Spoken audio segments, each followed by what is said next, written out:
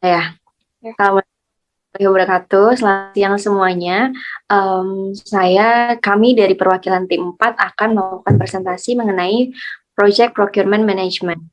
Saya sendiri dengan Asmara Sapira, lalu ada rekan saya Siti Kamidatu, dan juga ada Putri Winalda. Oke, yang pertama saya akan menjelaskan mengenai Project Procurement Management. Apa sih Project Procurement Management itu? Yaitu mencakup proses-proses yang diperlukan untuk membeli atau memperoleh produk, jasa yang dibutuhkan dari luar organisasi. Nah, untuk Project Procurement Managementnya sendiri, untuk mencapai suatu project yang baik, akan melalui 4 proses. Yang pertama ada Plan Procurement Management, di mana proses yang menentukan apa yang dibutuhkan, kapan dibutuhkan, dan bagaimana proses pengadaannya. Nah, dalam perencanaan ini harus diputuskan apa yang harus diambil dari luar dan tipe kontrak yang menggambarkan kerja yang harus dilakukan oleh distributor nantinya. Lalu selanjutnya ada proses conduct procurement, di mana proses yang proses untuk mendapatkan respon seller, memilih seller, dan juga pemberian kontrak. Nah, dalam proses ini nantinya tim akan menerima tawaran atau proposal yang kemudian akan menerapkan kriteria seleksi yang diterapkan sebelumnya untuk memilih satu atau lebih seller yang memenuhi syarat untuk melakukan pekerjaan dan diterima sebagai seller. Jadi nantinya sellernya juga akan dilakukan seleksi dan tidak asal memilih seller. Lalu selanjutnya ada control procurement, di mana proses mengelola procurement relationship, monitoring contract performance, dan membuat perubahan dan perbaikan sesuai dengan kebutuhan. Nah, yang terakhir ini ada proses close procurement, yaitu proses penyelesaikan setiap proyek pengadaan. Next slide. Nah, selanjutnya ada trends and emerging practices. Ini adalah kondisi-kondisi yang nantinya akan kita hadapi Praktis. proses procure management. Nah, yang pertama ini ada advances in tools, lalu yang kedua ada more advanced risk management, lalu yang ketiga ada changing contracting processes, lalu yang keempat ada logistic and supply chain management, lalu yang kelima ada technology and stakeholder relations, dan yang terakhir ada trial engagement. Selanjutnya, nah untuk selanjutnya saya akan bahas per masing-masing proses. Yang pertama ada plan management. Project management plan digunakan untuk membuat plan procurement. Di dalamnya terdapat scope baseline yang berisi project scope statement, WBS, dan WBS dictionary. Selanjutnya ada requirement documentation yang terdiri atas informasi penting tentang persyaratan proyek yang dipertimbangkan selama perencanaan dan juga persyaratan-persyaratan dengan implikasi yang bersifat kontrak dan hukum. Selanjutnya ada risk register, menyediakan data tentang resiko-resiko yang mungkin ditemui di proyek dan juga penanganannya. Untuk mengupdate risk register, harus mengupdate project document update. Lalu selanjutnya ada project schedule, berisi informasi tentang jadwal yang diperlukan atau jadwal yang dicantumkan dalam laporan. Lalu selanjutnya ada juga activity cost estimate, merupakan perkiraan biaya yang berhubungan dengan aktivitas pengadaan, digunakan untuk mengevaluasi kewajaran tawaran dan juga seller yang potensial. Selanjutnya ada stakeholder register, memberikan rincian tentang stakeholder yang terlibat dalam proyek dan juga peran dan kepentingan mereka dalam proyek. Selanjutnya ada enterprise environmental factors, faktor-faktor luar yang mempengaruhi plan procurement meliputi kondisi pasar, produk, layanan, dan hasil yang tersedia di pasar, seller, termasuk kinerja masa lalu atau reputasi seller. Lalu selanjutnya ada persyaratan umum dan persyaratan untuk produk atau jasa. Lalu ada juga kebutuhan-kebutuhan lokal yang unik-unik nantinya.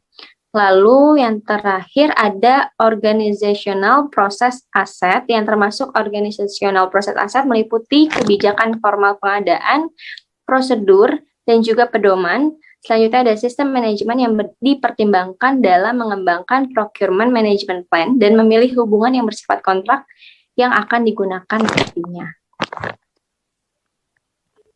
Lalu ini juga ada inputs pada proses conduct procurement, seperti procurement management plan, procurement documents, source selection criteria, seller proposals, project documents,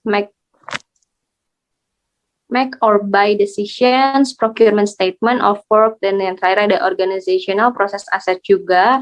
Terus yang di proses ketiga, control procurement, inputnya sendiri ini ada project management plan, procurement documents, agreements, approve change request. Yang kelima ada work performance reports, yang keenam ada work performance data. Lalu di proses terakhir, di close procurement itu inputnya sendiri ada project management plan, procurement documents. Next. Selanjutnya akan dibahas oleh Ibu Putri, dipersilahkan.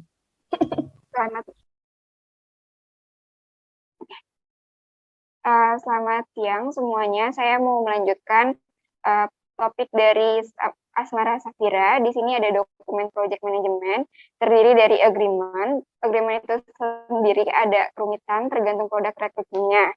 Kemudian ada kontrak. Kontrak itu di dalamnya ada persetujuan, jaminan, dan kompensasi dari provider. Boleh dilanjut?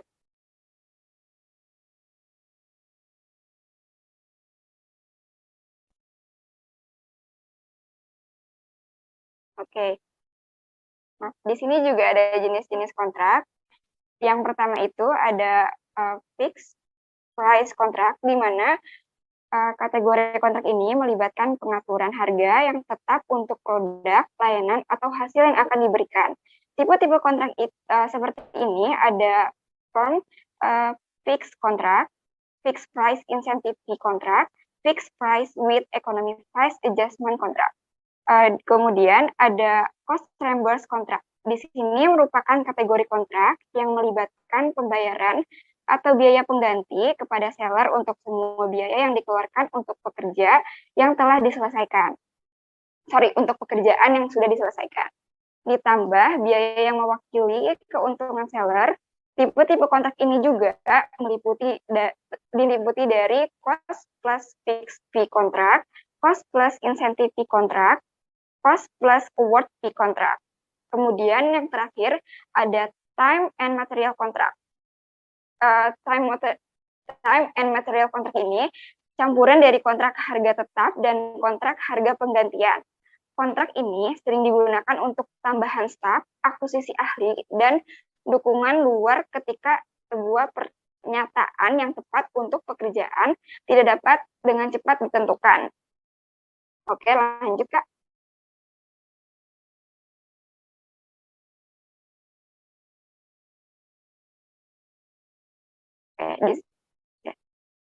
Procurement management plan.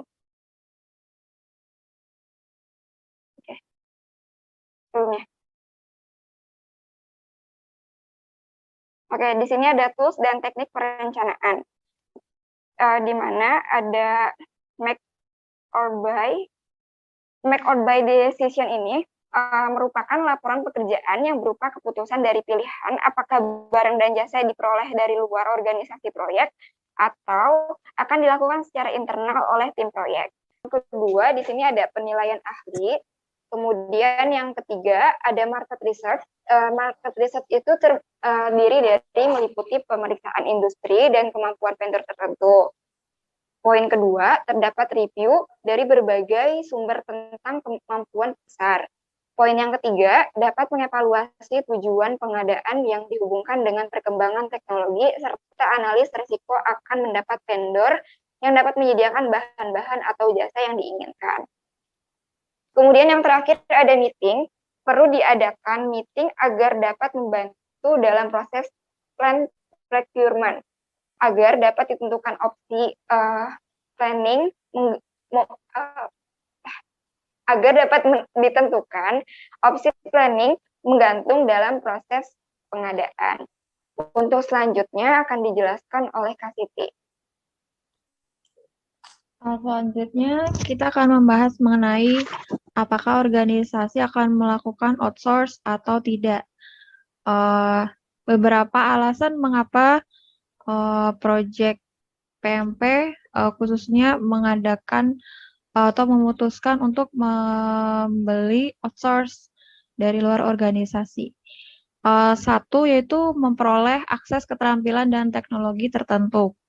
Yang kedua, mendapatkan biaya yang lebih murah dari fixed cost dari vendor, kemudian fleksibilitas SDM, keempat memungkinkan organisasi fokus pada core bisnisnya, yang kelima tingkat akuntabilitas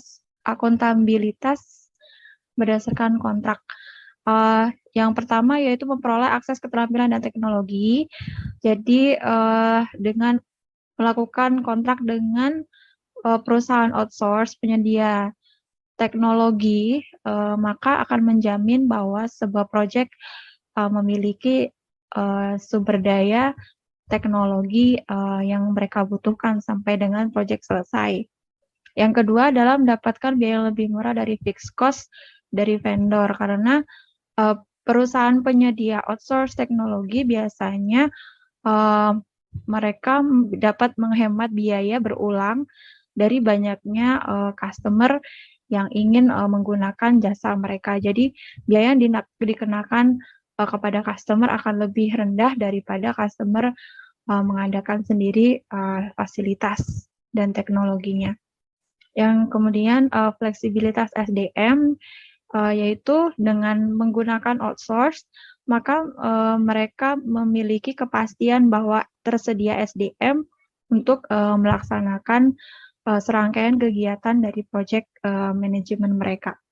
Kemudian yang keempat, memungkinkan organisasi fokus pada core bisnisnya, karena tidak semua perusahaan yang memiliki proyek IT memiliki sebuah departemen khusus untuk menangani teknologi dan IT pada khususnya. Mungkin mereka lebih fokus kepada service atau marketing dan lain-lainnya. Jadi dengan melakukan outsource, mereka tidak perlu menambah biaya yang lebih besar atau waktu untuk melaksanakan manajemen di bagian IT. Kemudian adanya tingkatan akuntabilitas berdasarkan kontrak. Dengan ditandatanganinya kontrak, maka akan menjamin sebuah proyek untuk berjalan lancar karena perusahaan outsource akan berjalan berdasarkan kontrak yang telah disetujui. Kemudian pada project management terdapat procurement statement of work atau SOW, yaitu berisi spesifikasi, quantity, level kuantitas, performance data, periode performance, work location, dan permintaan lainnya. Kemudian kita akan membahas procurement dokumen, yaitu terdiri dari RFI, request for information, invitation for bid, request for proposal, RFP, request for quotation, kemudian tender notice, invitation for negotiation, invitation for seller. Yang pertama RFI yaitu adalah dokumen diterbitkan dari customer untuk produk dan service yang dibutuhkan dari seller. Kemudian biasanya RFI diikuti oleh RFP dan RFQ. RFP biasanya digunakan untuk menginformasikan bagaimana vendor itu akan menyediakan produk atau jasa yang menjadi requirement customer. Kemudian ada RFP. RFP adalah dokumen yang digunakan ketika ada problem pada project dan kemudian dibutuhkan solusi yang tidak mudah untuk ditentukan.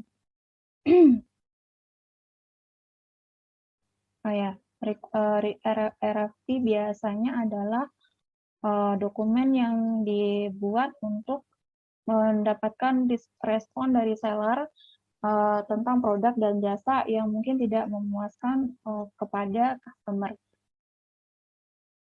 Kemudian bagaimana seorang PMP menentukan kriteria vendor, yaitu dapat melihat dari beberapa kriteria berikut, yaitu apakah vendor memenuhi requirement dari RFI, kemudian apakah life cycle cost-nya itu memenuhi budget dari project.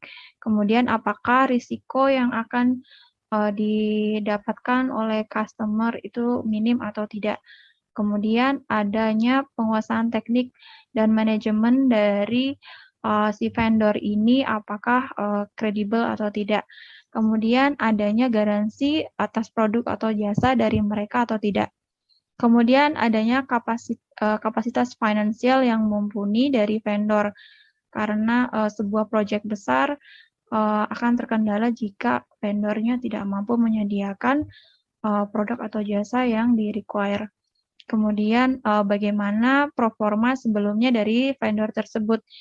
Agar tidak terjadi hal-hal yang tidak diinginkan, maka lebih baik kita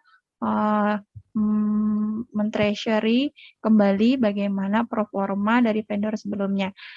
Kemudian ketika kita akan membeli sebuah software atau lain-lainnya, memastikan bahwa si vendor ini mampu memberikan hak ciptanya kepada kita atau tidak, atau bagaimana tergantung dari kontrak yang kita setujui. Terima kasih untuk teman-teman yang telah menyaksikan materi tersebut. Sumber dari materi tersebut kita ambil dari PMBOK 5th edition, kemudian LN Week 9, dan tambahan dari Edureka SlideShare. Oke, terima kasih untuk waktu dan perhatiannya. Let's go back to the moderator. Have a nice day. Oke, terima kasih teman-teman yang sudah mendengarkan presentasi tim 4. Semoga ilmu dan informasi yang sudah kami berikan bermanfaat buat teman-teman semuanya. And thank you for the time. Terima kasih. Terima kasih.